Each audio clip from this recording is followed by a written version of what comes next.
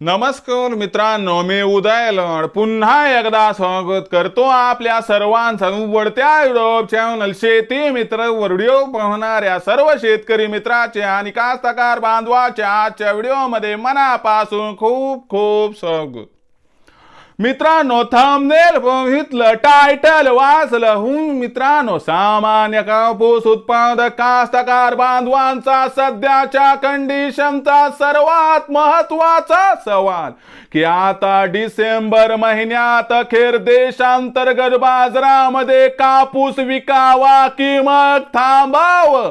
सध्याच्या कंडिशनचा हा सर्वात महत्त्वाचा सवाल की आता डिसेंबर महिन्यात अखेर देशांतर्गत बाजारामध्ये कापूस विकावा की मग थांबावं।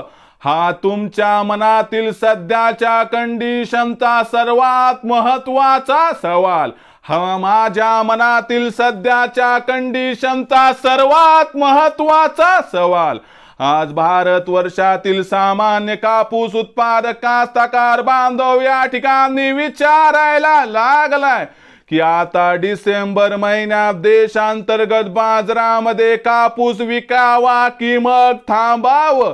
कशात आहे सर्वात जास्त फायदा? या सर्वात महत्त्वाच्या प्रश्नाचं आता अचूक उत्तर जाणून घ्यायचं असेल तर कृपया आपण सर्वांनी हा व्हिडिओ आता सुरुवातीपासून या ठिकाणी 100% शेवटपर्यंत पाहावा।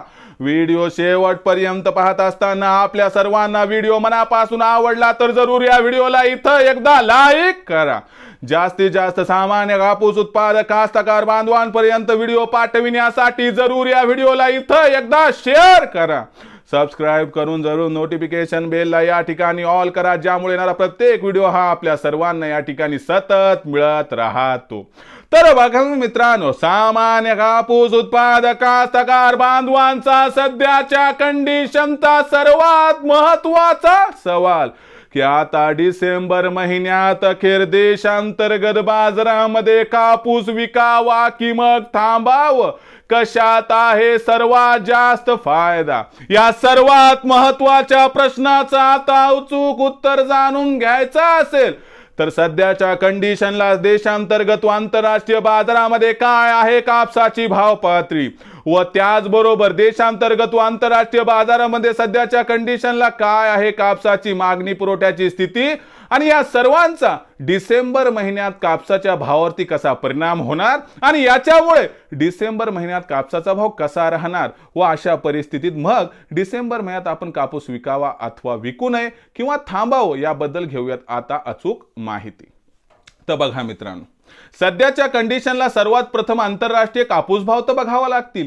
तर लक्षात घ्या, आंतरराष्ट्रीय कापसाच्या बाजार भावाचा जर विचार केला तर आंतरराष्ट्रीय बाजारामध्ये सध्याच्या कंडिशनला कापसाची बाजारभाव पातळी ही 69 ते 72 सेंटच्या दरम्यान आहे।